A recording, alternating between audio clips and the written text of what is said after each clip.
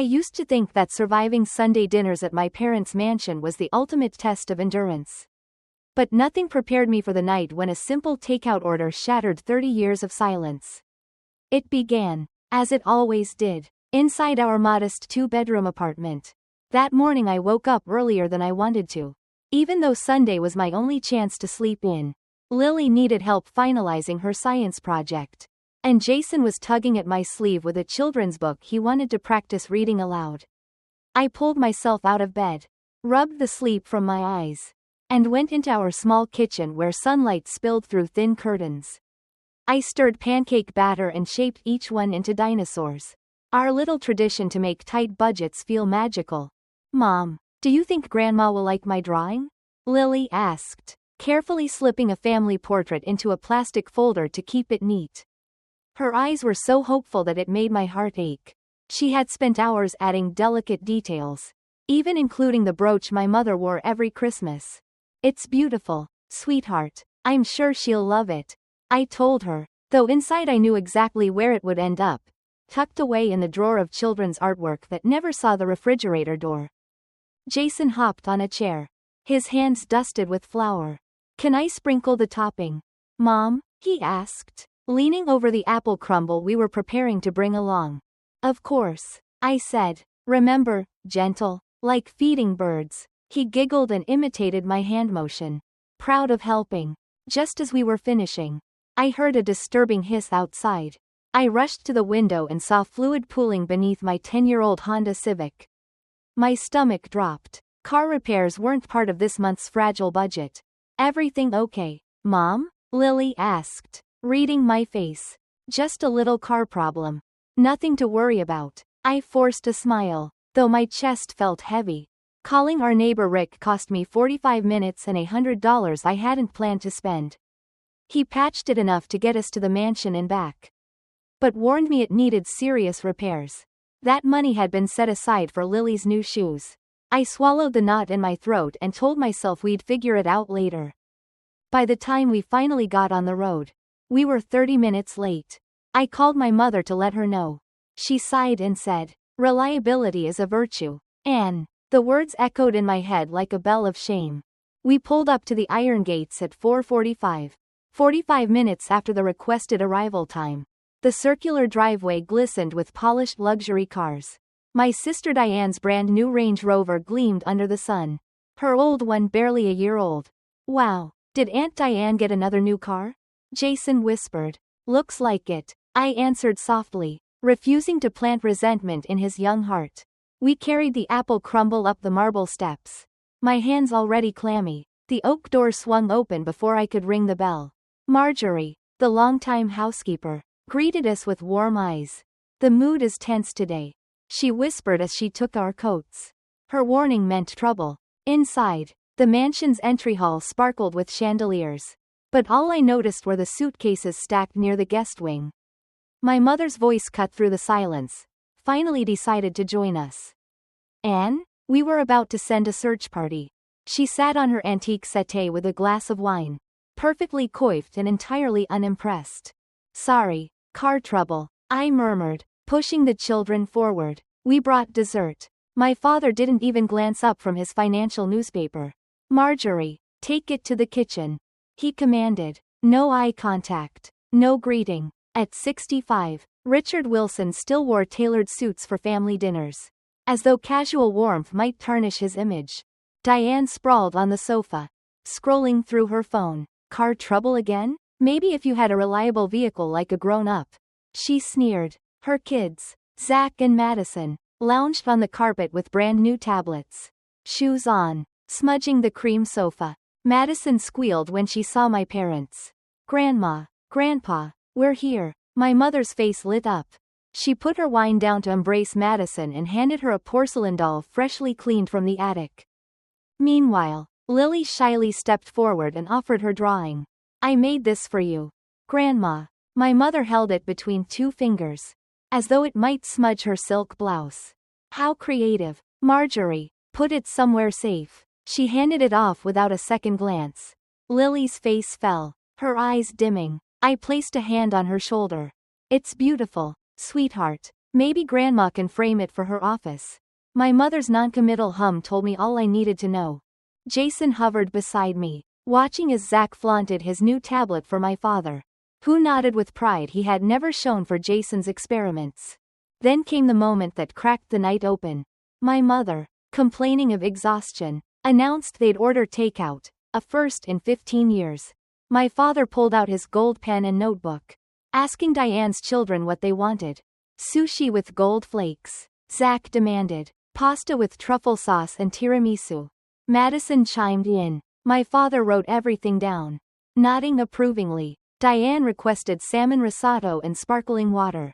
My parents smiled at every word, indulging them like royalty. Beside me, Lily whispered about pasta. Jason murmured, hamburger. Their eyes brightened at the thought of a special meal. Then silence. No one asked them. I cleared my throat gently. Lily, Jason, what would you like? My mother's face hardened, her voice cold as glass. Your kids can eat whatever scraps are left in the kitchen. They are not guests here. The words hit like a physical slap. My children froze, their hands tightening in mine. Diane snorted and added, oh, and since I'll be staying here all week, you'll be covering my meals too. Anne, Bradley's away, and I can't stand being alone. My father's voice was sharp. Final. Don't just sit there. Go set the table, like a good little servant. That's what you're good for. Memories rushed back. Christmas when Lily's gift was shoved in a drawer. Jason's birthday overshadowed by gifts for Zach. Thanksgiving when my pie was deemed adequate. Years of enduring humiliation surged into one blistering truth. I squeezed my children's hands, stood up, and said the words that would change everything. Lily. Jason. We are leaving. The room froze. My father barked. Sit down. Anne. Don't embarrass yourself. My mother hissed. You always make a scene over nothing. Diane rolled her eyes. Here comes the martyr act again. Some people just matter more. I looked at my children's hurt faces and felt a clarity I'd never known. No, I said quietly. That's your life. Not ours. Not anymore. We turned toward the door. Diane's voice followed me, sly and cutting. You know. They only invited you tonight because they want something. They're planning to ask you to let me and my kids stay at your place. But first, they needed to break you down. The suitcases, the tension, the sudden takeout, it all snapped into place. I tightened my grip on my children's hands and stepped into the hallway. My heart pounding with a mix of fear and resolve. For the first time in my life, I wasn't shrinking back. I was walking out. Walking out of those iron gates that night didn't feel like defeat. It felt like stepping into air after being held underwater for too long. My children's small hands clung to mine as though they were unsure if this was really happening. If their mother was truly defying the powerful people inside that mansion. The headlights from Diane's luxury SUV glared in the driveway, mocking the rusted edges of my Honda Civic, patched together with Rick's temporary repair. I clicked the key. The doors unlocked with a tired groan, and the three of us slid inside. For a moment, we sat in silence, my heart hammering so hard I thought they could hear it. Then Jason whispered, "Are we in trouble, Mom?" I turned in my seat and looked at both of them. "No, sweetheart, we are not in trouble. We're free." Saying it out loud felt like pressing a match to dry kindling. My chest burned, but with it came a strange, soaring relief. Instead of driving straight home, I made a decision that shocked even me. I turned toward downtown. "Where are we going?" Lily asked cautiously, as if expecting me to say we were going back to the mansion to apologize. "Somewhere special," I said, my voice steadier than I felt. And then the glowing sign appeared like a beacon. Morton's Steakhouse. We had passed it countless times, always with Jason pressing his face against the window, marveling at the sleek cars lined outside. I'd always said, maybe one day. Tonight, that day had arrived. The valet raised his eyebrows at our battered Honda but opened the doors with the same flourish he gave the Mercedes ahead of us. I tipped him with the last cash I had. Small but sincere. Inside, the restaurant glowed with dark wood, golden light, and a low murmur of conversations. The hostess glanced at our casual clothes, hesitated only a second, then said, "We had a cancellation. We can seat you in 15 minutes. I nearly cried with relief. We sat in the lobby. Velvet chairs beneath us. Chandeliers glittering above. Jason leaned toward me, eyes wide. Mom, are you sure we can eat here? Isn't it super expensive? I knelt to his level. Yes, it is. But tonight is different. Sometimes we need to remind ourselves what we're worth. And tonight, we're going to do just that. When we were led to our table, the children sat straighter, their shoulders relaxing as if the weight of being less than had finally lifted. The waiter introduced himself, Anthony, with a warm smile that felt like genuine kindness instead of obligation. He handed us heavy leather-bound menus. Can I start you with something to drink? He asked. Jason and Lily shared a look. Could we have sodas? Lily asked timidly. In our house, soda was a rare holiday treat. Of course, Anthony said, without even a blink. The way he treated their request with the same dignity as Diane's children demanding sushi with gold flakes, my throat tightened. I ordered a glass of wine for myself. Something I rarely allowed. Tonight, I needed the taste of courage. When the drinks arrived, we placed our orders. Jason chose a hamburger, though this one came with aged cheddar and truffle aioli. Lily selected grilled salmon with roasted vegetables. I chose chicken, modest by comparison, though still far beyond our usual budget. As Anthony left, Lily looked at me. Are Grandma and Grandpa mad at us now?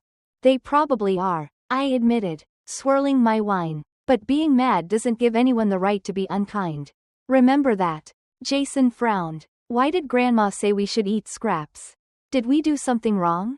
The ache in my chest deepened. No, sweetheart, you did nothing wrong. Sometimes adults say cruel things because of their own problems. That doesn't mean you deserved it. Their eyes searched mine, and I knew this moment mattered more than any test at school. Any bedtime story, any hug. This was where I rewrote the lesson I had been teaching them for years, that we accept mistreatment to keep the peace. Tonight, I was showing them something different. Dinner arrived on plates that looked like art. Jason's burger was stacked high. Lily's salmon glistened with lemon butter. And my chicken sat atop a bed of roasted root vegetables. Jason's jaw dropped. This is the biggest hamburger I've ever seen. Lily giggled, her eyes sparkling as she pointed at the edible flowers on her plate. We ate slowly, savoring every bite. For the first time in years, I felt laughter rising in me that wasn't forced. I watched my children's shoulders loosen, their smiles genuine. We weren't intruders here. We were customers, respected, equal. When the plates were cleared, I excused myself to the restroom. Inside the marble-tiled sanctuary, I stared at my reflection. My cheeks were flushed, my eyes brighter than they'd been in months. My phone buzzed with message after message from my parents and sister. The screen lighting up like a warning flare. I knew I couldn't face them yet, but I could call someone else. Someone I hadn't spoken to in years. My hands shook as I dialed. After 3 rings, a familiar, elegant voice answered. Anne, is that you? Dear? Hello, Godmother Patricia, I said softly, my voice breaking. I hope it's not too late. Her warmth poured through the line like sunlight. It's never too late to hear from you.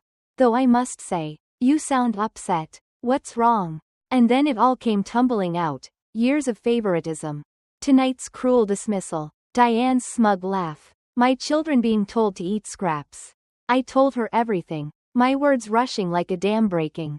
There was silence for a moment. Then Patricia sighed. Anne, I have been waiting for this call for a very long time. Do you know why your mother and I fell out all those years ago?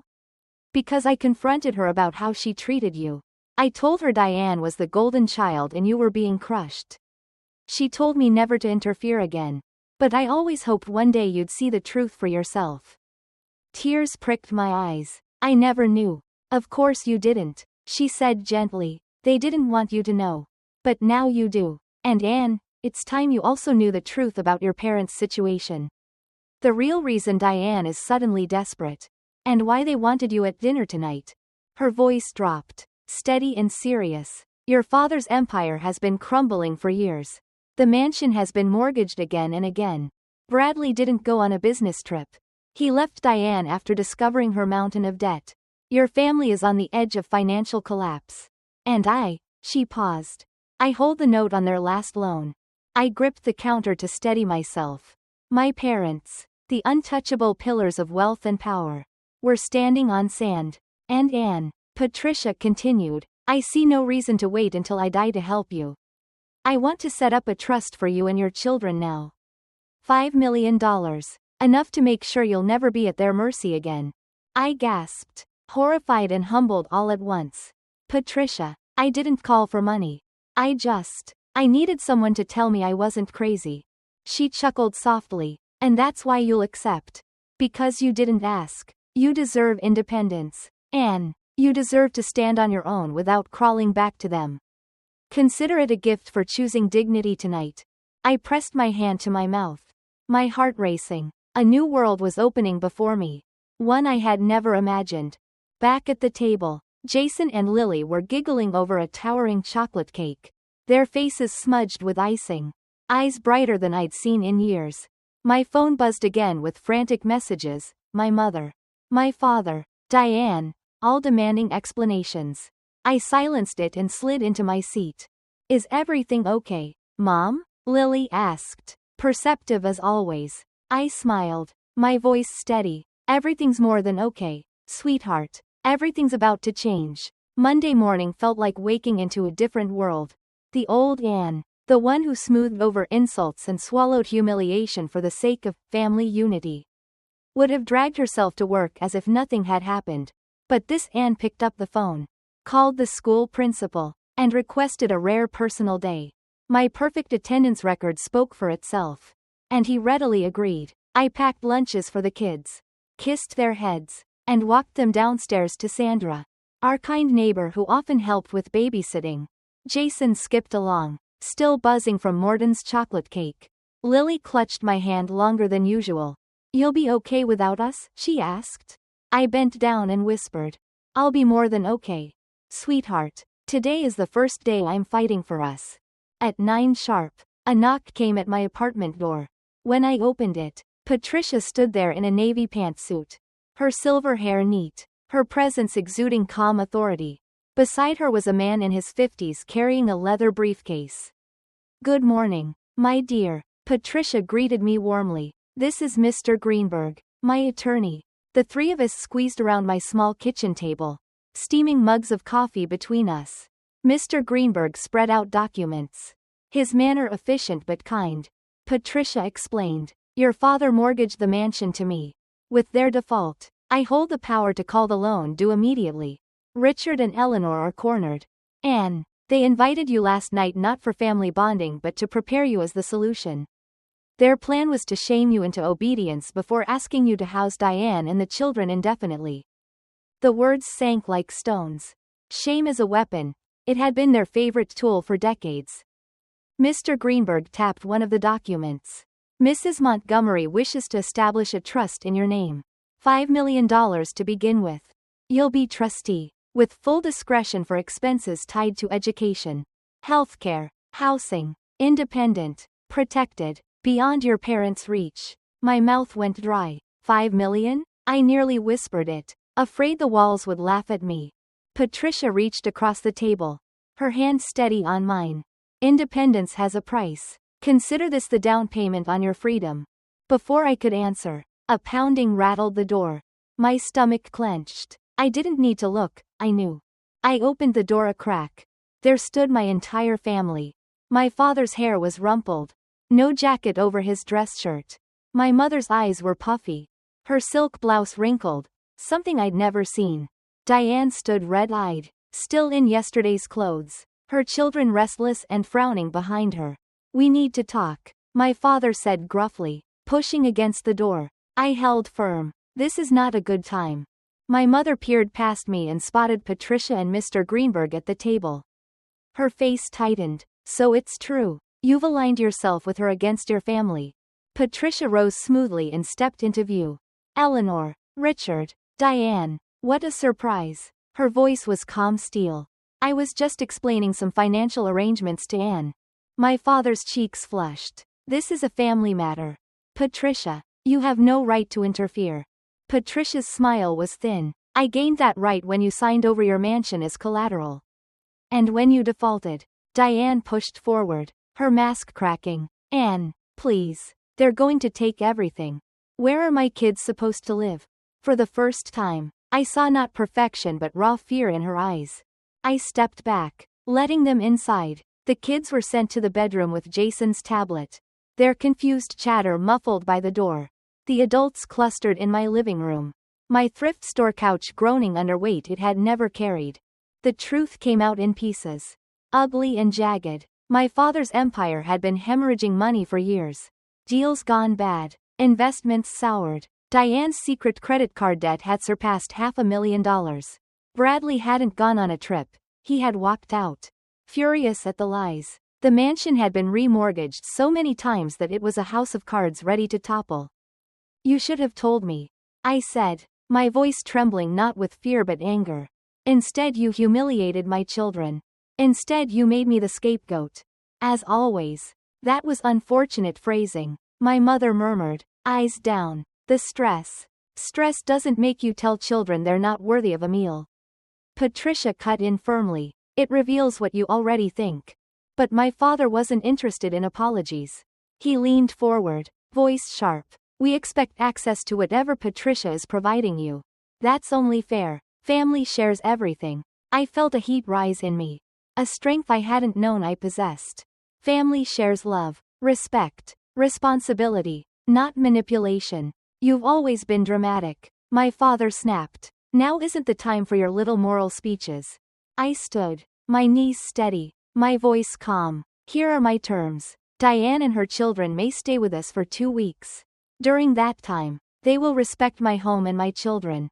After that, I'll help them find affordable housing and connect them with financial counseling. But there will be no permanent arrangement. No more using me as the family servant. My father's jaw tightened, his face turning red. You can't be serious. 2 weeks? Financial counseling? Do you have any idea who you're talking to? Yes, I said evenly. I'm talking to people who never once saw me as an equal. That ends now. For the first time in my life. Silence fell from my father's mouth. My mother clutched her handkerchief. Diane looked at me with something between resentment and reluctant respect. I walked to the kitchen, pulled a sticky note from the fridge, and held it up. It read, "Respect is the rent to be paid here." I stuck it back onto the fridge with a firm press. 2 weeks, I repeated, or nothing at all. The air was thick, my family staring at me as though I'd grown horns. But inside, something broke free. The leash had snapped. Their power had evaporated the moment I stopped begging for approval. The first night with Diane and her children squeezed into our apartment felt like living inside a test of my own convictions. My modest 2-bedroom had always been tight for 3 people. But now it held 7. Mattresses spilled onto the floor. Extra blankets were stacked in corners.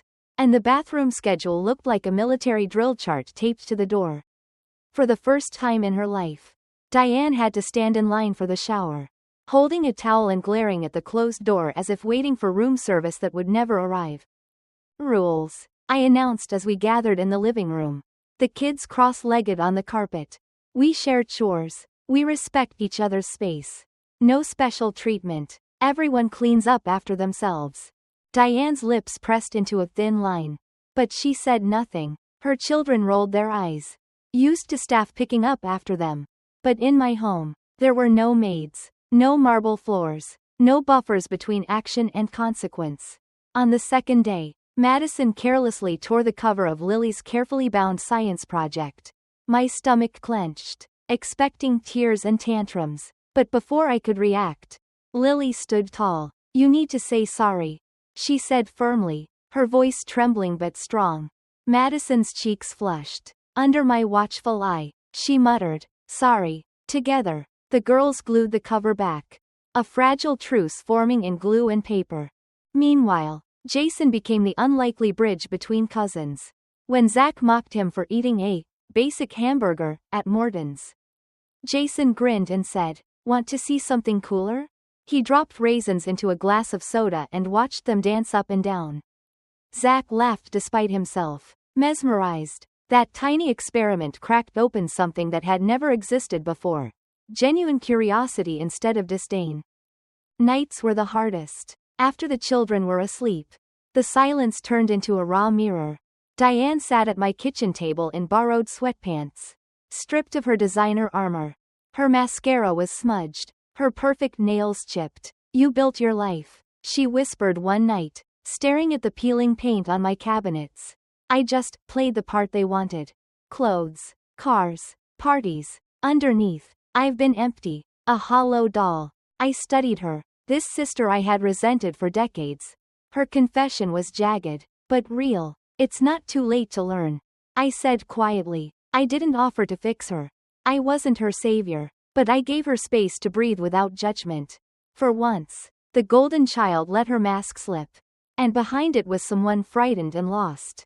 During the day, Mr. Greenberg began drafting a structured plan for my parents. "The only way out," he explained, "is downsizing, transparency, and counseling." My father scoffed when Patricia relayed the proposal. He still clung to the illusion of power, refusing to imagine life without tailored suits and manicured gardens.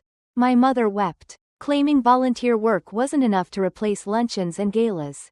But the tide was turning, and even their resistance couldn't stop the collapse they had built with arrogance. Diane, however, surprised me. She walked into a boutique near our apartment, asked for a job, and came home that evening flushed with pride.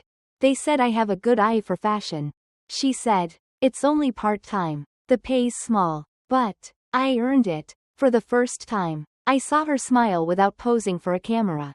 One afternoon, my mother showed up unannounced, clutching a box. She opened it with trembling hands. Inside was the porcelain doll she had once forbidden me to touch as a child. "I thought Lily might like this," she said. Her tone was hesitant, unfamiliar, yet within minutes she ruined it by sighing. "Her art is charming. Of course, it doesn't have the polish Madison's sketches show." I felt the old sting rise. But I didn't explode. "Mom," I said firmly, "try this instead. Tell Lily what you like about her drawing.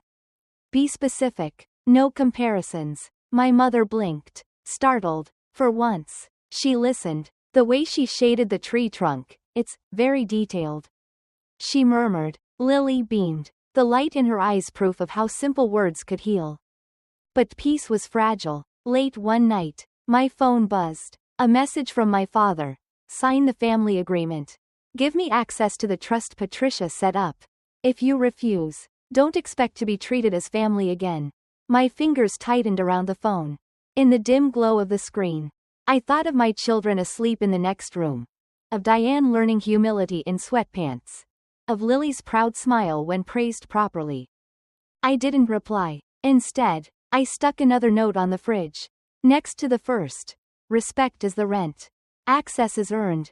The weeks were teaching me something my entire childhood hadn't. I wasn't powerless. I was the one setting the rules now. My apartment, though cramped, had become a proving ground for boundaries. Diane was learning them. My children were thriving in them.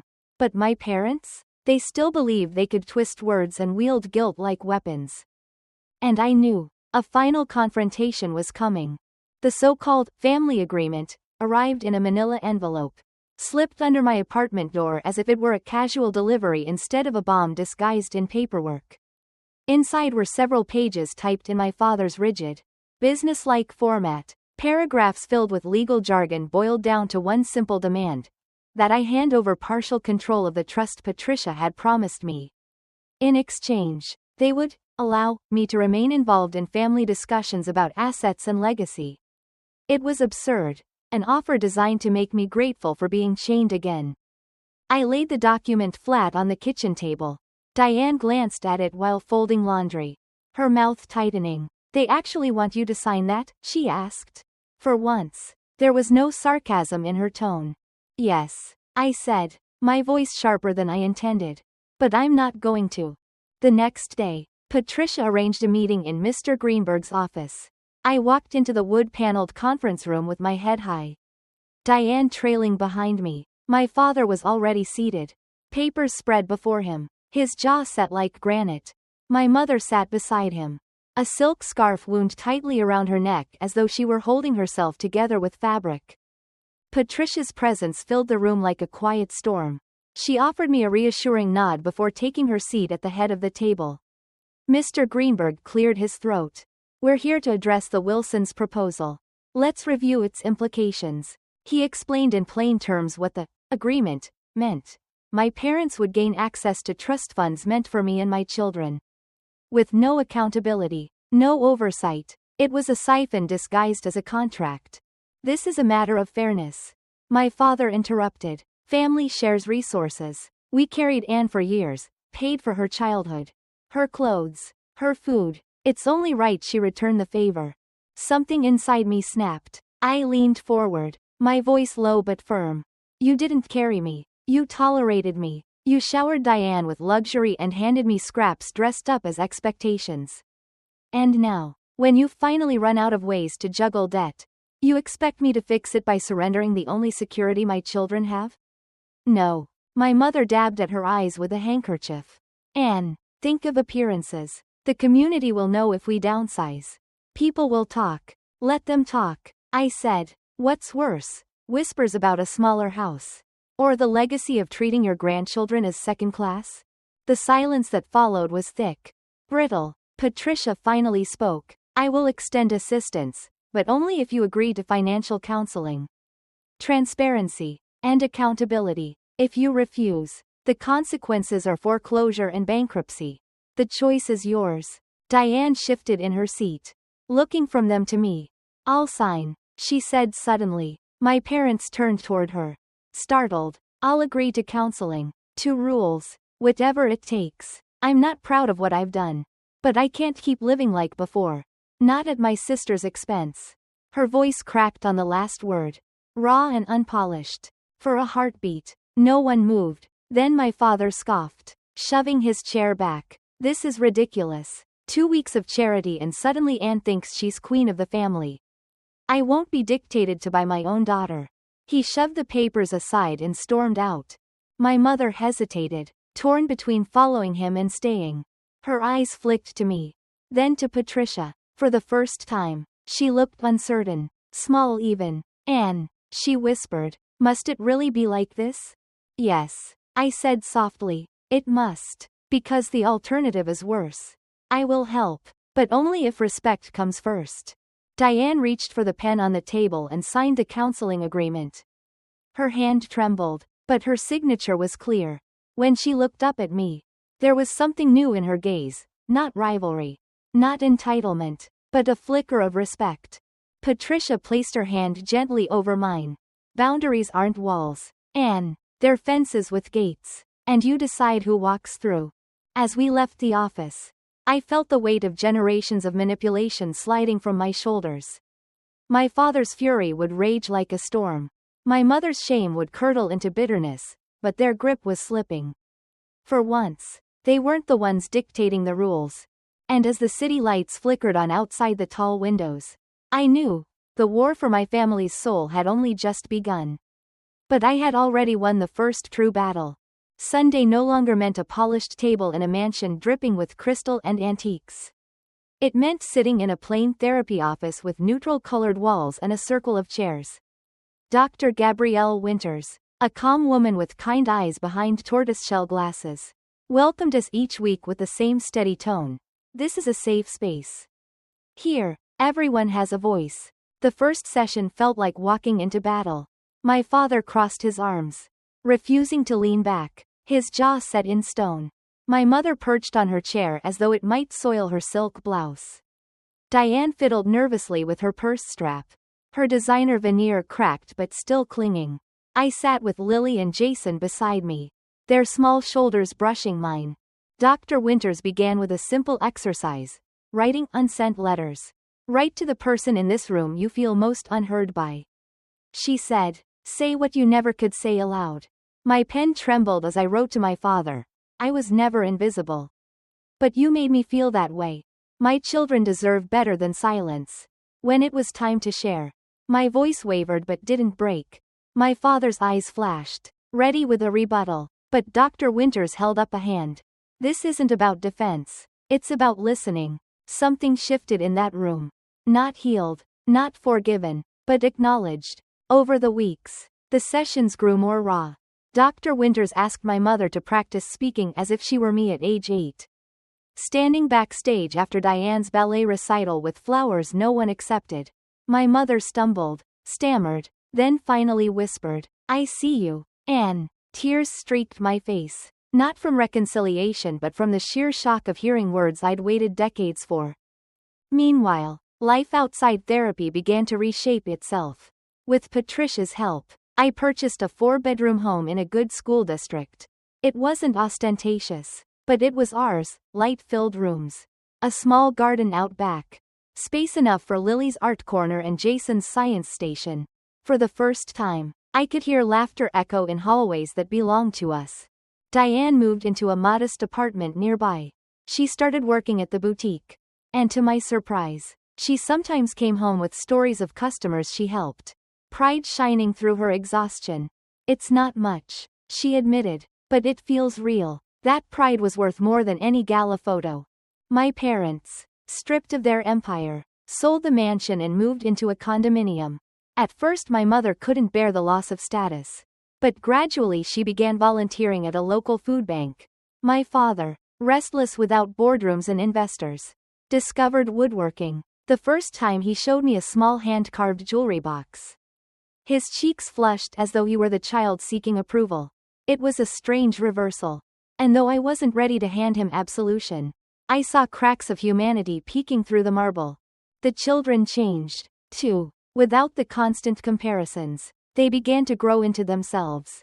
Zach surprised everyone by joining Jason in after-school science club, where his knack for coding paired naturally with Jason's experiments. Madison and Lily, once wary, began collaborating on art projects, Lily sketching, Madison adding bursts of color. One afternoon, as the children sprawled across my new living room floor, my mother visited. Lily eagerly showed her a painting of a tree against a sunset. My instinct braced for the usual lukewarm dismissal. But this time, my mother leaned closer. "The way you blended those colors," she said softly. "It's beautiful. You have an artist's eye." Lily's entire face lit up. That one specific, genuine compliment undid years of quiet wounds. I blinked back tears, not for my mother's growth, but for my daughter's joy at finally being seen. Of course, not every day was smooth. Old habits clawed back in stressful moments. My father once tried to lecture Jason about ambition when he chose science club over sports. My mother occasionally slipped into veiled comparisons between Madison and Lily. But the difference was this: I no longer stayed silent. In therapy and at home, I corrected them calmly but firmly. Boundaries weren't punishments, they were guideposts. And remarkably, sometimes they listened, not always, not perfectly, but enough. One Sunday evening, my phone buzzed. A message from my father: "Next week. I want to speak to everyone. I want to say I'm sorry." I read it twice, my heart a storm of doubt and hope. Was it genuine? Was it another performance? I didn't know. I set the phone down and looked out the window. In the backyard, Lily was painting on the picnic table while Jason constructed a homemade rocket. Diane leaned against the fence, sipping coffee, her face freer than I'd ever seen it. The air smelled of cut grass and grilled chicken. For the first time in my life, Sunday felt like peace. 6 months after the infamous Takeout night, my dining room table bore no resemblance to the grand banquet spreads of the mansion. There were no chandeliers glittering above us, no antique silver polished to reflect false perfection. Instead, there was a simple wooden table, mine, set with mismatched plates the kids had chosen themselves. But every chair around it held equal weight. No one sat higher, no one sat closer to the head. We were, finally, level. The evening began with laughter. Zach and Jason were tangled in a debate about whose rocket prototype would fly higher, while Lily proudly pinned her newest painting on the wall above the buffet. Madison passed around napkins with doodles of flowers she'd sketched while waiting for dinner. Even Diane, balancing bowls of salad, smiled with the kind of warmth that wasn't meant for cameras or society pages but for family. Patricia joined us, her presence grounding as always. She raised her glass before the meal even began. "I propose a new Wilson tradition," she said. "Before eating, each of us names one thing we're grateful for. And it cannot be money or possessions. The kids went first. Lily, glowing with pride, said she was grateful for a grandma who looks at my art now. My mother's eyes softened, and she nodded slowly. Jason said he was thankful for space in the backyard to launch rockets. Zach and Madison followed, each naming small but real things. A teacher who cared. A friend at school. When it was Diane's turn, she hesitated. I'm grateful, she finally whispered, that I know what earning something feels like. I never thought folding sweaters in a shop could give me more joy than buying them. But it does. The table fell quiet, not from judgment but from respect. Then my father cleared his throat. The man who once barked orders in boardrooms now sat with his calloused hands resting on the table. His woodworking scars visible. I owe you all an apology, he said, his voice low. Especially you, Anne. I was blind, for too long, to what mattered. You've done a remarkable job with your children. Better than I ever did with mine. The room held its breath. He wasn't eloquent, but it was real, and coming from him, those plain words weighed more than any lavish gesture could. My mother followed, her voice trembling. I compared when I should have cherished. I dismissed when I should have encouraged. I'm still learning how to be a different kind of mother. Thank you for not shutting the door on me completely. I swallowed hard. Forgiveness wasn't immediate, wasn't neat, but it was possible, not as a gift to them, but as a gift to myself and my children. After dinner, as dishes clinked and laughter spilled across the table, I watched Lily proudly point out the shading in her sunset painting. My mother leaned in, offering specific praise without comparisons. Jason tugged at my sleeve, begging to show everyone his rocket test tomorrow. Zach and Madison nodded eagerly, promising to cheer him on.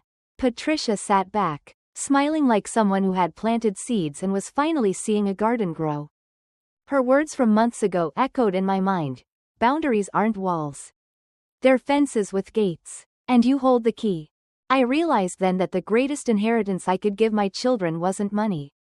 Though Patricia's trust secured their future, it was the knowledge that respect was non-negotiable, that love should never be conditional, that they had the right to walk away from tables where dignity was denied. Later that night, as the house quieted, I tucked Lily and Jason into bed. Mom, Lily whispered, do you think Grandma really likes my painting? Yes, sweetheart, I said, brushing her hair back. And even if she didn't, you should know it's beautiful because you made it. Jason peeked from under his blanket. Are we safe now, Mom? Like, for real safe?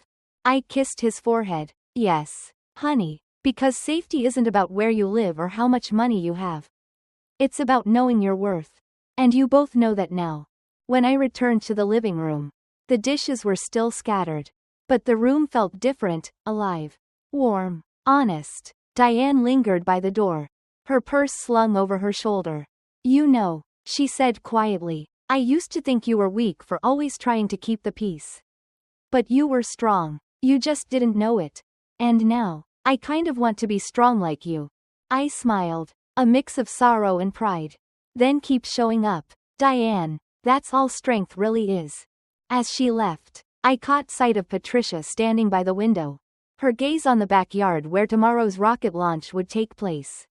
She raised her glass of wine to me silently. I nodded back. Sometimes, family isn't the one you're born into. Sometimes, it's the one you rebuild, piece by piece, boundary by boundary, until it's strong enough to hold joy. To anyone watching this, if you've ever been told you're not enough, or that your place at the table comes with conditions, know this: you deserve more. You deserve respect. You deserve love that doesn't measure worth in wealth or obedience. And sometimes the bravest thing you can do is stand up, take your children's hands, and walk away. Because walking away from that table gave us something better, the chance to build our own.